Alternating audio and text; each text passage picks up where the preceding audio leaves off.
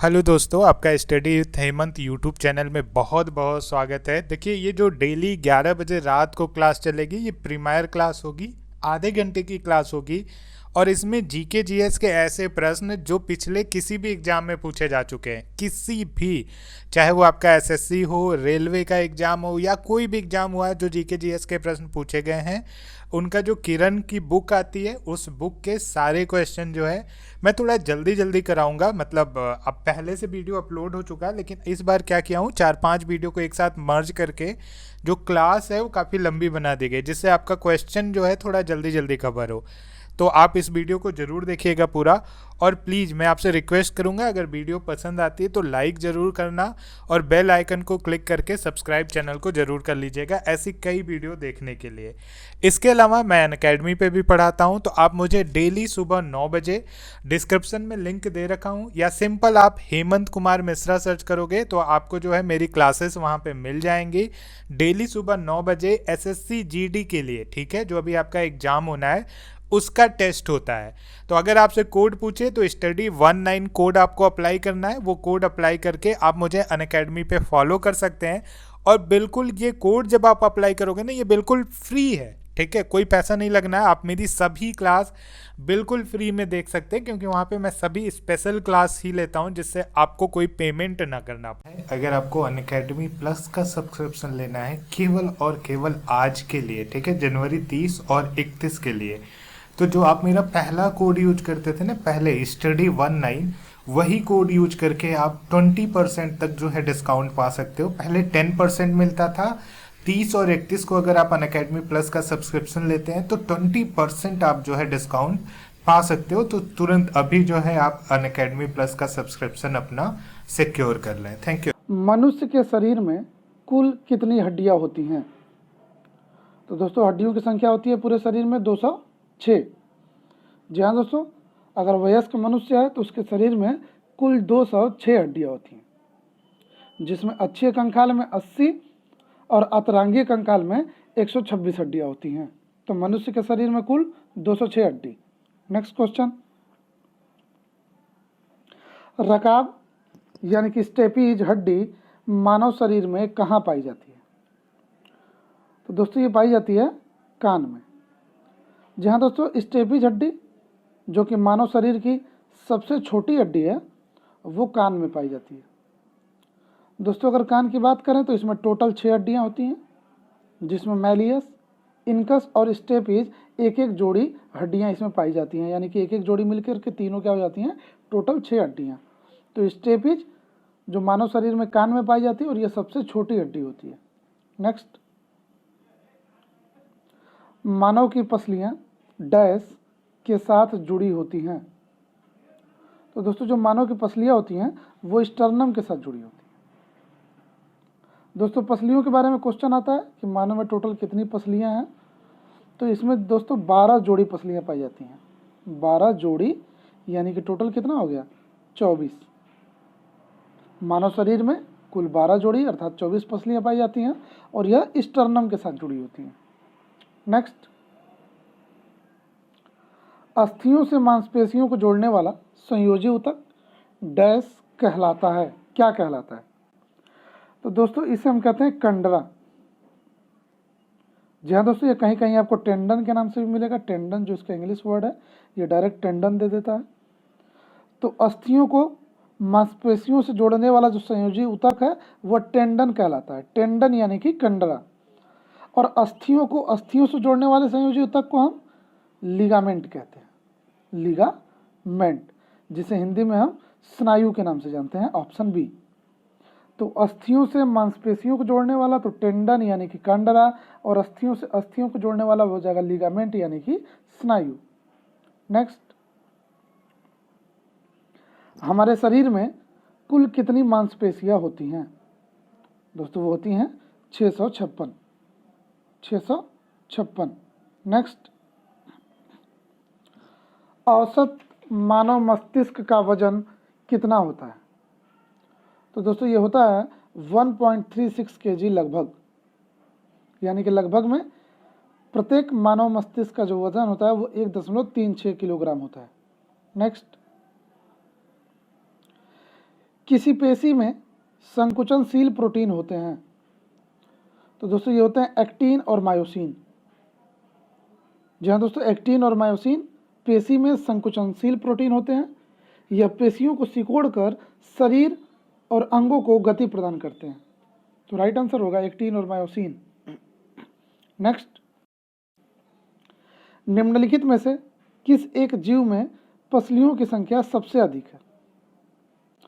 दोस्तों मनुष्य में मैंने बताया टोटल होती हैं 12 जोड़ी, यानी कि 24 पसलियां, और सबसे अधिक जो पसलियों की संख्या है वो पाई जाती है सांप में। जी हाँ दोस्तों, सांप के पश्च भाग में 200 से 400 हड्डियां होती हैं, जो कि प्रत्येक एक जोड़ी पसलियों के साथ पाई जाती हैं। तो सबसे अधिक होता है सांप में। नेक्स्ट, ओडोंटोलॉजी विज्ञान की एक शाखा है, उसका संबंध किसके अध्ययन के साथ है?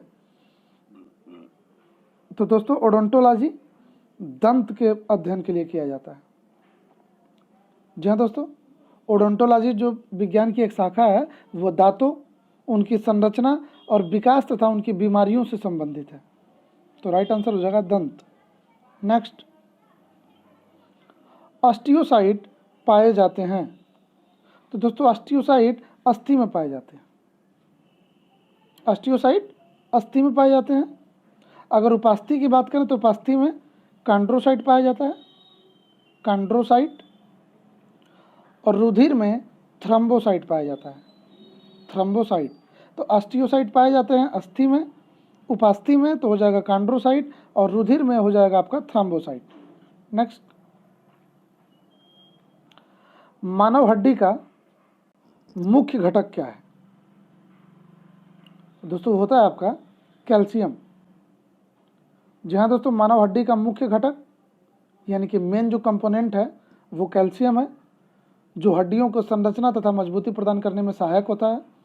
दोस्तों कैल्शियम फास्फेट नामक जो लवण है मानव हड्डी में सर्वात्रिक मात्रा में पाया जाता है या सर्वाधिक मात्रा में पाया जाता है। तो मानव हड्डी का मुख्य घटक तो हो जाएगा कैल्शियम। नेक्स्ट क्वेश्चन, सिग्मा रूपी बृहदांत्र किसका भाग है? दोस्तों ये भाग है बड़ी आंत का।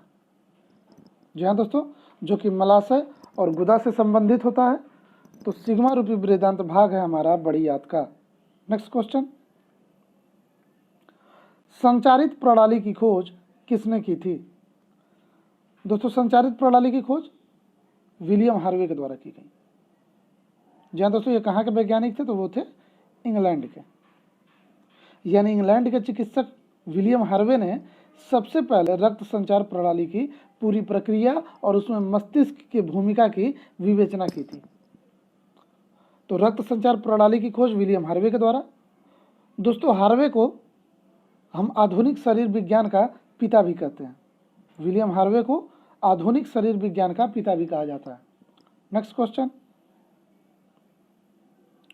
पुरानी और नष्ट प्राय लाल रक्त कणिकाएं कहाँ नष्ट हो जाती हैं? दोस्तों वो नष्ट होती हैं प्लीहा में। जी हाँ दोस्तों, अस्थि मज्जा से उत्पन्न लाल रक्त कणिकाएं जब क्षतिग्रस्त या पुरानी हो जाती हैं तो वो प्लीहा में जाकर के नष्ट हो जाती हैं। दोस्तों इसीलिए हम आरबीसी का कब्रिस्तान प्लीहा को कहते हैं, यानी कि प्लीहा आरबीसी का कब्रिस्तान कहलाता है। नेक्स्ट क्वेश्चन, एड्स के विषाणु किसे नष्ट कर देते हैं? तो दोस्तों वो नष्ट कर देते हैं लिम्फोसाइट को। जी हाँ दोस्तों, एचआईवी विषाणु लिम्फोसाइट को नष्ट कर प्रतिरक्षा तंत्र को कमजोर कर देते हैं। लिम्फोसाइट होता क्या है? तो लिम्फोसाइट एक कणिका विहीन श्वेत रुधिराणु होती है। तो एड्स के विषाणु किसे नष्ट कर देते हैं? तो हो जाएगा लिम्फोसाइट को। नेक्स्ट क्वेश्चन, फेफड़ों के आवरण को डैश कहा जाता है? दोस्तों फेफड़ों के आवरण को हम फुफ्फुस झिल्ली यानी कि प्लूरल मेम्ब्रेन कहते हैं। दोस्तों यह फेफड़ों को बाहरी आघात से बचाने का कार्य करता है। दोस्तों स्तनधारियों तथा अधिकांश कशेरुकियों में 2 फेफड़े उपस्थित होते हैं। तो फेफड़ों के आवरण को हम फुफ्फुस झिल्ली या फिर प्लूरल मेम्ब्रेन कहते हैं। नेक्स्ट क्वेश्चन, रक्त में हीमोग्लोबिन एक सम्मिश्र प्रोटीन है जिसमें भरपूर मात्रा में पाया जाता है। दोस्तों रक्त में हीमोग्लोबिन प्रोटीन है जिसमें भरपूर मात्रा में लौह पाया जाता है।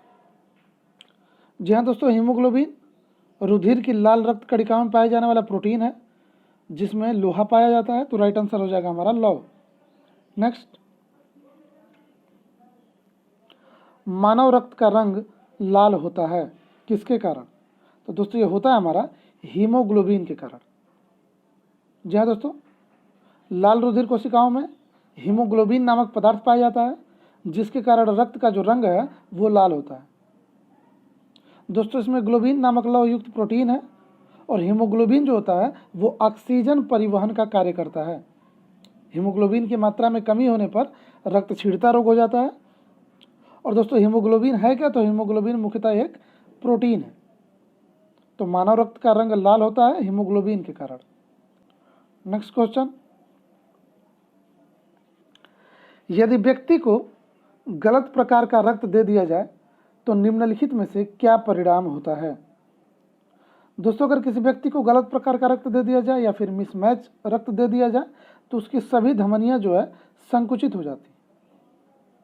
जी हाँ दोस्तों, गलत प्रकार का रक्त देने से ब्लड क्लॉटिंग हो जाती है, यानी कि रक्त का थक्का बन जाता है और यह इससे जो होता है हमारी सारी धमनियां जो होती हैं वो संकुचित हो जाती हैं। तो राइट आंसर होगा सभी धमनियां संकुचित हो जाती हैं।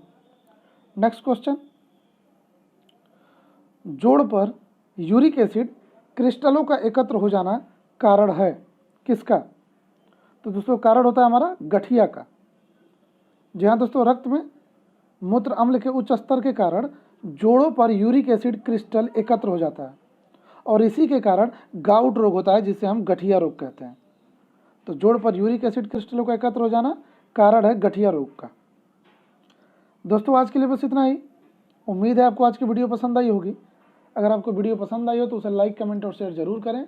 और अगर अभी तक आपने हमारे चैनल को सब्सक्राइब नहीं किया है या फिर आप हमारे चैनल पर पहली बार विजिट कर रहे हैं तो दोस्तों चैनल को सब्सक्राइब जरूर कर लें ताकि आने वाले नए नए वीडियोज़ के नोटिफिकेशंस आपको मिलते रहें। वीडियो देखने के लिए धन्यवाद। जय हिंद।